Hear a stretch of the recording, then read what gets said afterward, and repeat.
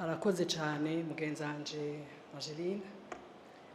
Excellence, Monsieur le Premier ministre de la République du Burundi, représentant de son Excellence le Président de la République du Burundi, Excellence, Madame la Première Dame du Burundi, Excellence, la Première Dame du Kenya, Excellence, la Première Dame de Zanzibar, honorables femmes leaders, chères sœurs, membres du corps diplomatique ici présents, partenaires au développement, représentants de la société civile, mesdames et messieurs, bonjour.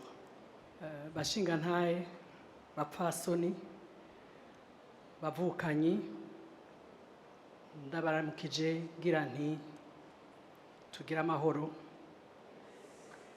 ubumwe n'iterambere mu miryango no mu bihugu vyacu.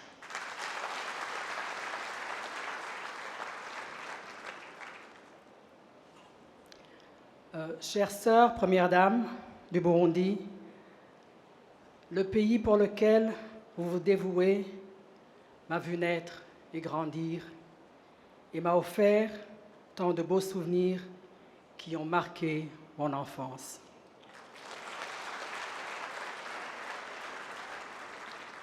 En effet, le thème que nous traitons aujourd'hui touche au cœur de notre humanité et de nos progrès en tant que civilisation.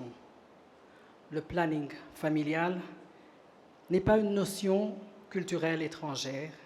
Le family planning ne relève pas de croyances personnelles et le family planning n'est non plus juste un ensemble de programmes de santé reproductive, de conseils médicaux ou de méthodes contraceptives. Distingués invités, il est indéniable que la planification familiale et la lutte contre la malnutrition requiert des interventions intersectorielles capables d'accélérer les avancées dans les 5 domaines clés des objectifs de développement durable, notamment personnes, planète, prospérité, paix et partenariat. En effet, la planification familiale n'est pas une question de contrôle de naissance, mais de gestion éclairée de notre avenir.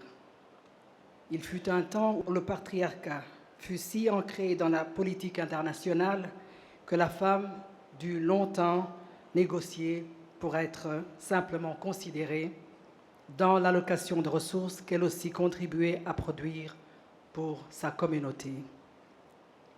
Le sort de ses enfants était peu différent du sien. Malnutrition et maladie emportèrent constamment des petits qui, comme tout être humain, méritait pourtant une chance de grandir en paix et en bonne santé.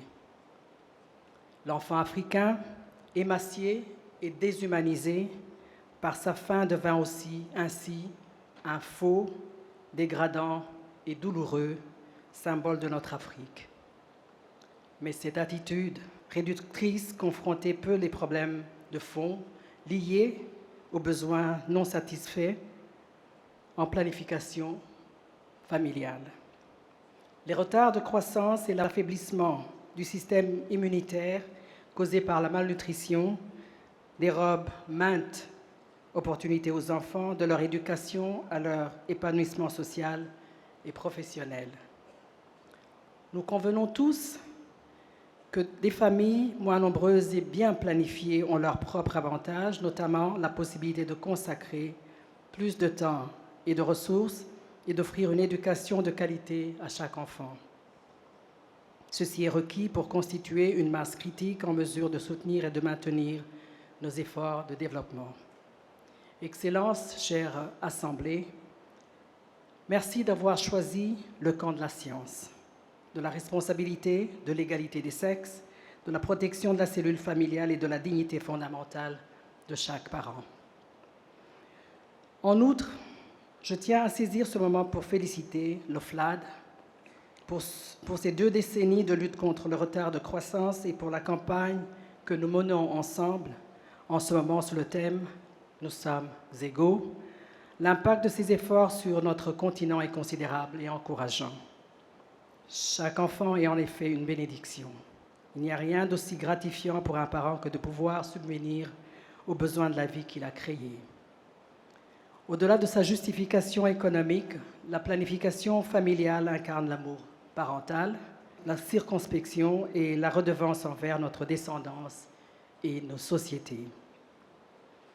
Nous devrions donc être alarmés par la baisse de l'utilisation des contraceptifs à l'échelle mondiale, telle que publiée par la revue de Lancet durant la pandémie du Covid-19.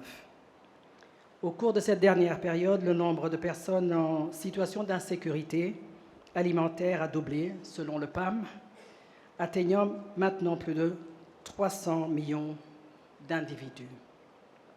Certes, l'Afrique a fait d'importantes avancées vis-à-vis des politiques de planification familiale durant ces dernières décennies, et notre continent semble déterminé à arriver à un dividende démographique qui améliore le sort de nos populations.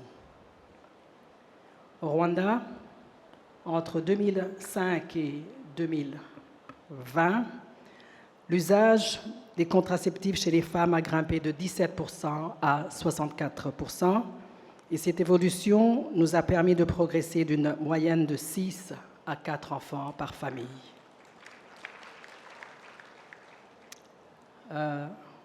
La même période, le taux de retard de croissance a pu baisser de 18% grâce notamment à notre programme nommé The First 1000 Days of Life. Entre 2005 et 2020, le taux de mortalité infantile est descendu de 86 à 33 décès sur 1000 naissances vivantes. Cependant, nous ne baisserons pas la garde tant qu'il ne sera pas rendu à zéro. Nos centres de développement de la petite enfance offrent un service intégré basé sur une nutrition adéquate et de bonnes conditions et habitudes sanitaires. Ils stimulent l'éveil de nos plus jeunes esprits en matière de raisonnement, de motricité, de mémoire et d'interaction sociale. Le programme Akarima Kijikoni, qui est l'équivalent de jardin potager pour chaque ménage, offre aux membres de la communauté la possibilité de se nourrir avec des aliments frais, sains et de bonnes valeurs nutritives. Mesdames et messieurs, en soutenant et en promouvant les politiques de planification familiale, nous construisons une société plus juste et plus humaine, où la population active est à même de subvenir aux besoins des plus jeunes. Nous avons le privilège d'être réunis aujourd'hui en tant qu'individus dotés de plateformes et de l'influence nécessaire pour encourager notre action. Et il y a matière à travailler. Notamment, nous devrons redoubler d'efforts dans l'examen de nos politiques. Investissons dans les campagnes de sensibilisation sur la planification familiale. Luttons contre la malnutrition et le retard de croissance à travers la subvention et la fourniture de services de santé et de reproduction. Finançons la recherche scientifique sur ces sujets et renforçons les partenaires entre nos États, le secteur privé et la société civile. Créons ainsi des systèmes de santé résilients et décentralisés qui universalisent l'accès aux soins de santé de la reproduction. Échangeons sur nos succès et défis respectifs et tirons-en des leçons et de grâce, ne prenons aucun de nos progrès pour acquis. Comme le dicton nous le conseille, marchons ainsi ensemble, entraidons-nous. Si nous tenons à marcher loin, car après tout, l'union fait la force. Et tout en vous souhaitant de fructueuses délibérations à l'issue de cette conférence, je vous remercie de votre attention.